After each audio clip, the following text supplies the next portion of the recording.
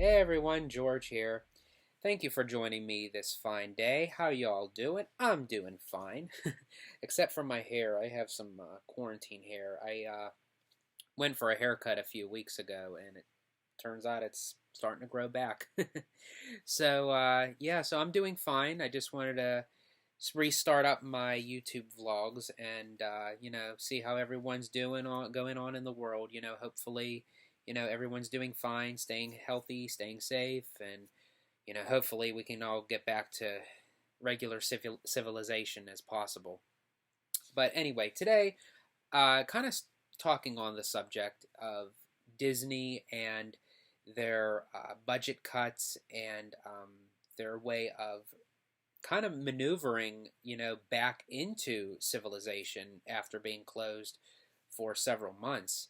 So I thought that we can discuss some topics that Disney has decided upon into changing or removing or delaying. And let me know what you think, because I do know there's a lot of people talking on social media that they think that Disney was already planning on doing this regardless of the world crisis situation going on. And other people are saying, no, it's because of what's happened. Disney has decided upon making these decisions. Me, I'm kind of in the middle. I see it as that Disney may have already been planning these changes, but because of what happened, it pushed much further into making those final decisions. So, without further ado, let's get started, shall we? The first topic is one of my personal favorites that's not temporarily closing, not being refurbished, it's closing down for good. And that is the Ample Hills Creamery ice cream shop at Disney's Boardwalk. And I am very saddened about this because I loved getting an ice cream, sitting on a bench, walking the boardwalk, watching the sunset. It made the day much, much sweeter. No pun intended. But I do hope that, from it closing, Disney will eventually put in another kind of ice cream shop or something like with sweets or desserts in that place of it. I am looking forward to seeing what's going to go there because I know that they're not going to keep it empty, but I am really saddened that it is closing. Secondly, is Disney's Disney has decided upon themselves to close three attractions. And this is actually coming to a surprise because normally when Disney announces that they're closing something, it's usually one, but no, they have announced three at once. And one doesn't surprise me. One does, kind of in a way, just for the timing. And the third one caught me way off guard. So let's start with the obvious one that I kind of knew was going to happen eventually, and that is Stitch's Great Escape at Tomorrowland in the Magic Kingdom. With this particular attraction, I've been on it maybe one or two times. I can't even really remember. I know it was with my wife. It was either during our honeymoon or an anniversary trip. And I didn't really care for the attraction. I love Stitch, don't get me wrong. I love the Lilo and Stitch franchise. But the attraction itself, it wasn't my cup of tea. It was okay. I am very excited to see what goes in the place of Stitch's Great Escape. Now, this attraction, I feel that Disney was planning on going to be removing anyway, because once an attraction, I feel, goes into seasonal, it's only operating certain times of the year, that it's pretty much a nail in the coffin that pretty soon it's going to become extinct or retired. So that I can understand, and again, probably with the global situation, it pushed them further to say, okay, let's close this attraction. The second one is Primeval Whirl in Dinoland USA at Disney's Animal Kingdom Park.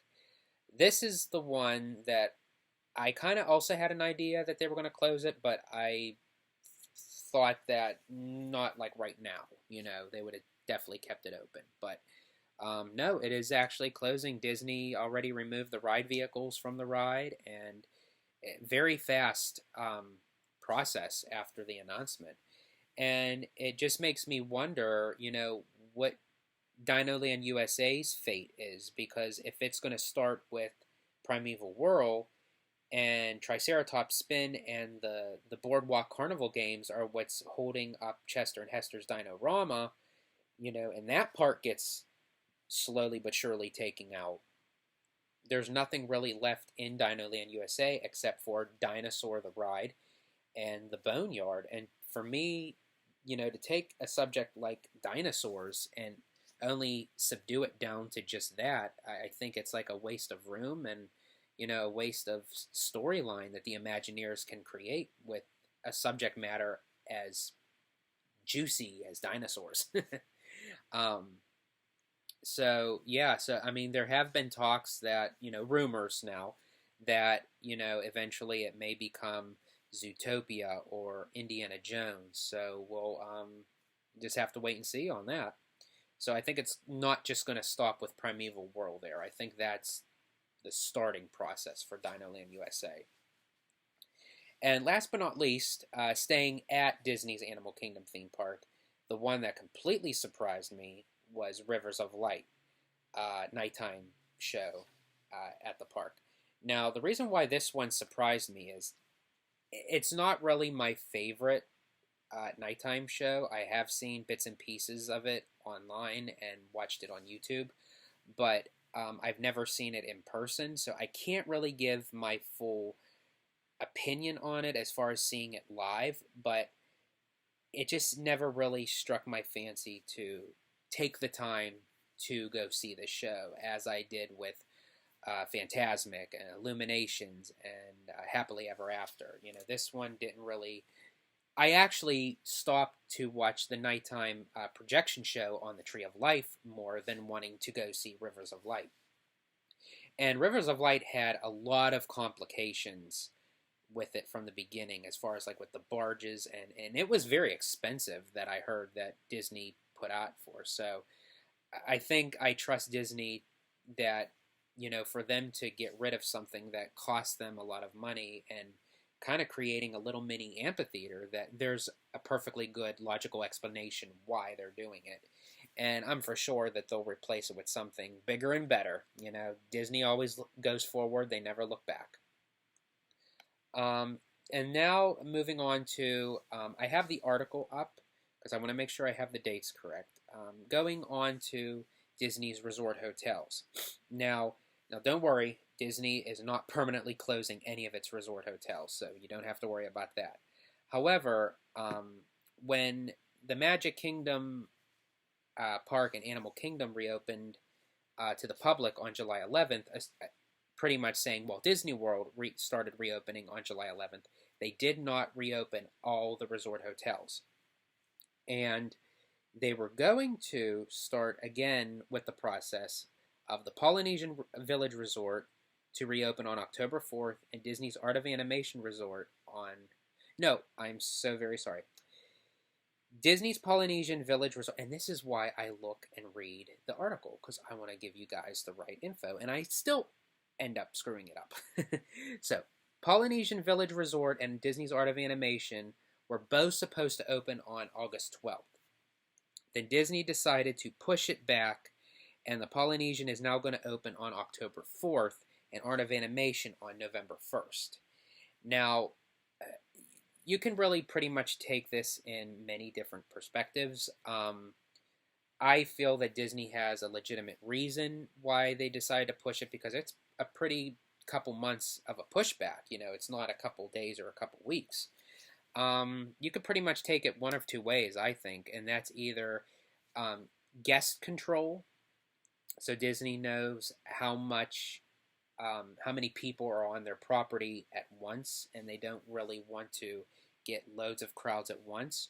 Or the complete opposite is that they're not sure whether or not, if they're going to get a whole lot of people in for those reservations, so they don't want to waste any more money and kind of play it by ear and do a little bit at a time.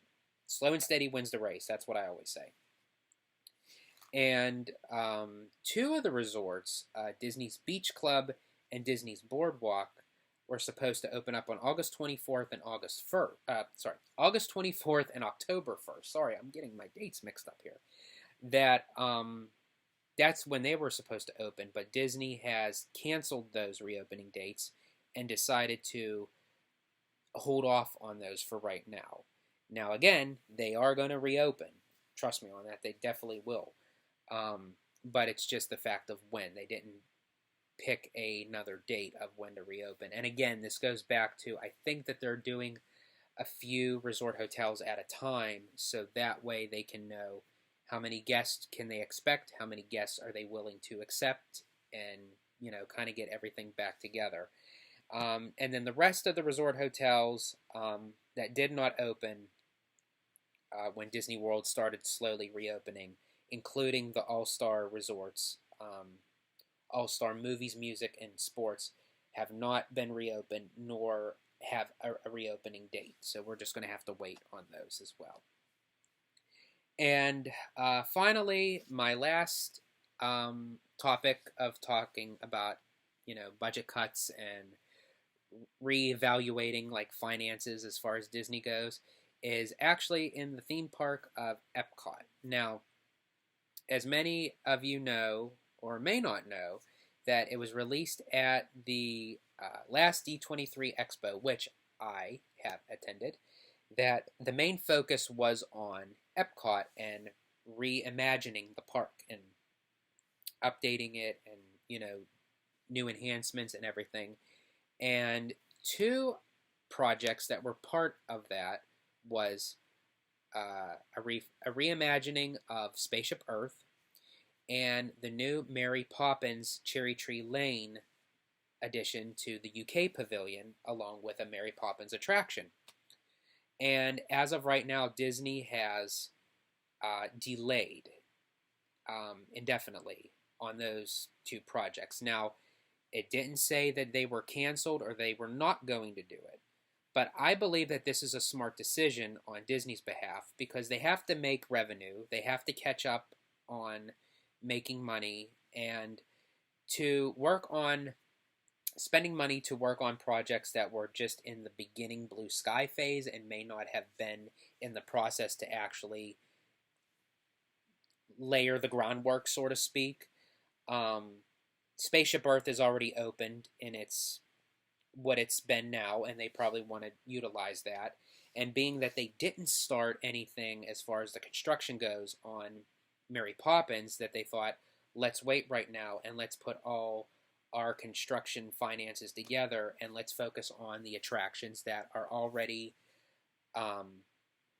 in the process of being completed and ready to open, such as Ratatouille attraction at the France Pavilion and the Guardians of the Galaxy Cosmic Rewind and the Tron Light Cycle over at the Magic Kingdom. Those attractions were already in the process of being under construction and practically almost finished. Now, Guardians and Tron are not. They still have some ways to go, but again, the foundation was already laid, the tracks built, the buildings up, so they will put out the finances for that to complete those attractions. Ratatouille is pretty much almost practically done. It was just a few months shy of opening when everything shut down, so that will be completed. Now, it's just not knowing when they're going to open, and that may be part of Disney's strategy too. Are they going to wait for the 50th of Walt Disney World, which comes around next summer into the fall?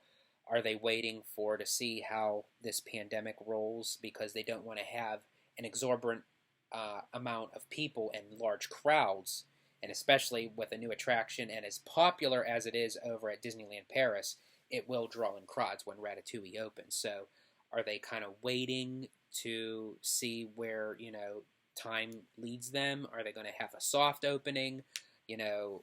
only allow a certain amount of people, into the park at a time. Again, going back to what I was saying about the resort hotels, is I think Disney has a strategy that it all has to fall into place, and it's like connecting the dots to make the one big picture, so to speak. Um, but there is a possibility it may open at the end of 2020, or if not, definitely sometime in 2021 for Ratatouille. And yeah, so that's pretty much it. That covers everything I wanted to talk about. I covered Epcot.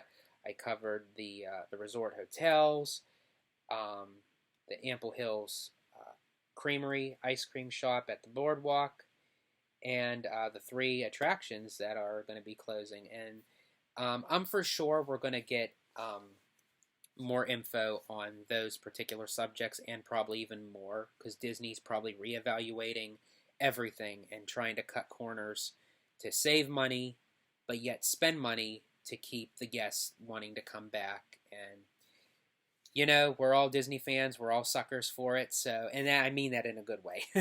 And I trust Disney wholeheartedly with their decision making.